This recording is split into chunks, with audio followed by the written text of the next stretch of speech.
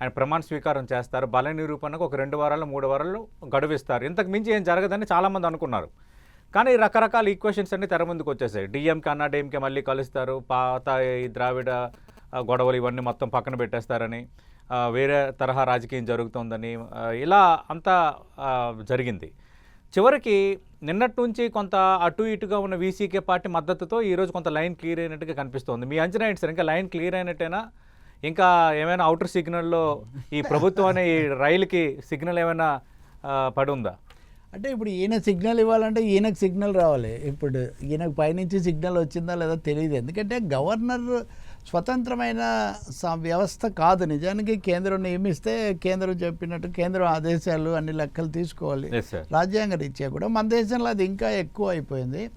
మీరు అన్నట్టుగా ఎందుకు వచ్చింది గందరగోళం? అందరూ అలా జరుగుతుంది అనుకోవటమే కాదు, జరగాలని కూడా అనుకున్నారు.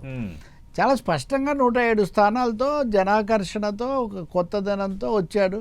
అది వరకు ఉన్న 2 పెద్ద పార్టీలు అవి దెబ్బతిన్నాయి. కేంద్రంలో ఉన్న పార్టీ వాళ్లకు రాలేదు. ఈ సమయంలో సమీపంలో ఎవరు లేరు. ఏదో పోటాపోటీగా ఉంటే అట్లాంటిది ఏం లేదు. ఇప్పుడన్నా కొంచెం అదే పనిగా ఇంత వ్యవధి ఇచ్చాక కూడా అదేం రాలేదు.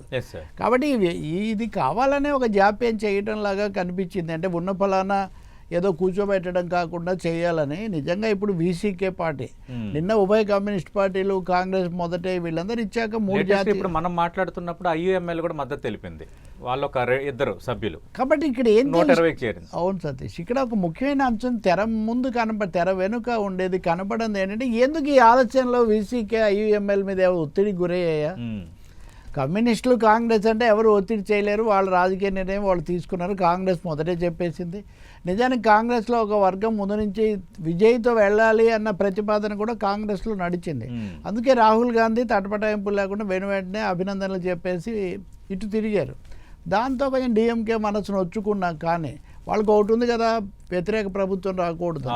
కాబట్టి ఈ సమయంలో నేను అనుకోవటం వీసీకే మీద, ఐయుఎంఎల్ మీద కొన్ని రకాల ఒత్తిళ్లు వచ్చి ఉండాలి. ఈ సమయంలో హార్స్ ట్రేడింగ్ అంటారు కదా, సమయం గడిచే కొద్దీ సతీష్కి ఒక ఆలోచన రావచ్చు, రవికి ఒక ఆలోచన రావచ్చు, అటువంటి జరిగింది. కానీ ఇక్కడ విజయ్కి ఎంత బలం ఉంది అంటే సంఖ్యాబలం, అటువంటి వాటికి ఎవరు మొగ్గు చూపలేదు. ఎందుకు అనవసరంగా మనం అభాస్పాలు అవుతాము అని. కాబట్టి జరగాలనే నేను భావిస్తున్నాను. ఇంకా ఇంత జరిగా కూడా ఏమైనా దుస్సాహసాలు చేసి లేకపోతే కుట్రలు కుహకాలు చేస్తే అవి బెడిసి కొట్టడమే కానీ ఎవరిని పదవిలోకి తెచ్చే అవకాశం ఉండదు. సార్, యాక్చువల్గా అన్నా డిఎంకే చేతులు కలుపుతాయని ఒక చర్చ జరిగింది. కానీ ఢిల్లీ ఆదేశాల నేపథ్యంలో అన్నా డిఎంకే వెనక్కి తగ్గిందని ఒక వెర్షన్ వచ్చింది. రెండోది, మీరు బీజేపీతో తెగదింపులు చేసుకుంటే మీతో కలవడానికి ఆలోచన చేస్తామని డిఎంకే కూడా ఒక ప్రపోజల్ పెట్టిందని. కానీ ఈ 4 రోజులుగా ఈ 2 ఇష్యూస్ మీద బాగా డిస్కషన్ జరిగింది. బయటికి స్టాలిన్ వచ్చి let Vijay form the government అని ప్రకటన చేసిన, డెమోక్రటిక్గా కనిపిస్తున్నాడు స్టాలిన్, హుందాగా వ్యవహరిస్తున్నాడని అనుకున్నా, తెర వెనక మాత్రం కొంత రాజకీయం జరిగిందని అంటున్నారు. మీ అంచనా ఏంటి సార్, జరిగి ఉండొచ్చా? ఖచ్చితంగా అది బైనరీ డివిజన్ అంటారు చూడండి. 2 పార్టీలు అయితే ఆ పార్టీ కాకపోతే ఈ పార్టీ అనేది ఎక్కడెక్కడైతే ఉంటుందో ఆ పార్టీలు ఇంకో 3వ పార్టీ వచ్చి మొత్తం ఆక్రమించడాన్ని అవి అనుమతించలేవు, జీర్ణించుకోలేవు. రెండోది, పశ్చిమ దేశాల్లో మీరు చూస్తారు, ఇప్పుడు ఇజ్రాయెల్ లిక్విడ్ పార్టీ లేదా లిబరల్ పార్టీ ఇట్లాంటివి కలిసిపోతాయి ఎన్నికల్లో పూర్తిగా వ్యతిరేకించిన. భారతదేశంలో కూడా వెంకటరామన్ రాష్ట్రపతిగా ఉన్నప్పుడు నేషనల్ గవర్నమెంట్ అని అందరితో ప్రభుత్వం పెడతాను ఒక విఫలయత్నం చేశారు. కాబట్టి ఇలాంటి ప్రయోగాలకు తమిళనాడులో అవకాశం లేదు. ఎందుకంటే ఆగర్భ శత్రువులాగా అక్కడ పెట్రోల్ పోసుకోవడాలు, రకరకాలుగా విపరీత ఘటనలు మనం చూస్తుంటాం కదా. కానీ నేను అనుకోవటం, మీరు ఆపింది కేంద్రం అంటున్నారు. నిజానికి ఎంతో కొంత అన్నా డిఎంకే బతికి ఉంది ఈ మాత్రం అంటే బీజేపీ కేంద్రం అండదండలు ఉండటం చాలా ముఖ్యం. జయలలితకు అనారోగ్యంగా ఉన్నప్పటి నుంచి ఇప్పుడు ఒక 50 సీట్లతో 40 సీట్లతో జయలలిత ఎంజీఆర్ లేకపోతే ఆ పార్టీ ఉంటుందని ఎవరు భావించలేదు. కానీ కేంద్రం అండదండలు దాని ద్వారా కొన్ని మద్దతు ఉండడం వల్ల అయింది. అందుకని వాళ్ళు వెనక ఉన్నారు కాబట్టి అన్నా డిఎంకే ద్వారా ప్రయత్నం జరిగిందేమో అని. కానీ అన్నా డిఎంకే విషయంలో అంతర్గతంగా చాలా కథలు వినిపిస్తున్నాయి. వాళ్ళు విజయ్కి దూతని పంపించారు, మేము బలపరుస్తాము, మాకు పలానా ఇది ఇస్తే అని. విజయ్ స్పందించలేదు.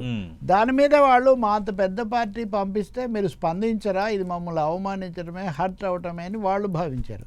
అదే సమయంలో డిఎంకే ఏదో సిద్ధంగా ఉంటుందని స్టోరీస్ వాళ్ళు ఇచ్చారు. స్టోరీస్ ఇస్తే డిఎంకే వాటిని తోసిపుచ్చింది. తోసిపుచ్చి 6 నెలల వరకు మేము ఆటంకం కలిగించాము, ఆయన తీసుకోండి అని చెప్పారు స్టాలిన్. కాబట్టి ఈ విధంగా మొదటి దశలో అన్నాడీఎంకే వీటికి సృష్టికర్త అయినట్టుంది. కానీ నిన్న ఉదయం హిందూ చూస్తే, హిందూ తమిళనాడుకు మంచి ఉంటుంది కదా, వాళ్ళ బ్యానరే డిఎంకే అన్నాడీఎంకే కలిసే అవకాశం ఉందని డిఎంకే వర్గాలు చెప్పాయని అందులో ఉంది. అలాగే ఎంపీ కనిమొళి, కరుణానిధి కుమార్తె, ఆమెను అడిగితే నేను స్పెక్యులేషన్స్ మీద మాట్లాడను అన్నారే కానీ అవకాశమే లేదని ఆమె చూపించలేదు. కాబట్టి కానీ ఇక్కడ కీలకమైన అంశం ఏమంటే వాళ్ళిద్దరు కలిసిన విజయాన్ని లేవు. 47, 59 అట్లేదు, కలిస్తే అవి 96, 97 అవుతున్నాయి. ఇంకెవరు కలుస్తారు ఇప్పటికి 5 మంది ఇటే కలిసినప్పుడు? కాబట్టి పరిస్థితులు కూడా వాళ్ళకి ఏమీ కలిసి రాలేదు. రెండవది ఇద్దరు ఐడెంటిటీ పోతుంది. ఇప్పుడు చెరొక వ్యవస్థతో ఇంతకాలం వాళ్ళు నడుపుతున్నారు. ఇప్పుడు వాళ్ళిద్దరే కలిస్తే కనుక ఇంకా దానికి ఏమీ అస్తిత్వం సమస్య కూడా. అందుకని లాస్ట్ బట్ నాట్ లీస్ట్ అన్నాడీఎంకేలో నుంచి ఒక 30 మంది టీవీకేతో టచ్లోకి వెళ్ళి మీతో కలిసిపోతాము అనే ఒక ఆఫర్ కూడా పంపించారనేది కూడా ఉంది. వీటన్నిటి నేపథ్యంలో వాళ్ళ అస్తిత్వం కోసం అన్నాడీఎంకే, రెండోది గాంభీర్యము, గతంలో అధికారంలో ఉన్నారు కాబట్టి డిఎంకే కొంత చేశారు, అవేమీ ఫలించలేదు. వీటన్నిటికంటే గవర్నర్ నిర్వహించిన పాత్ర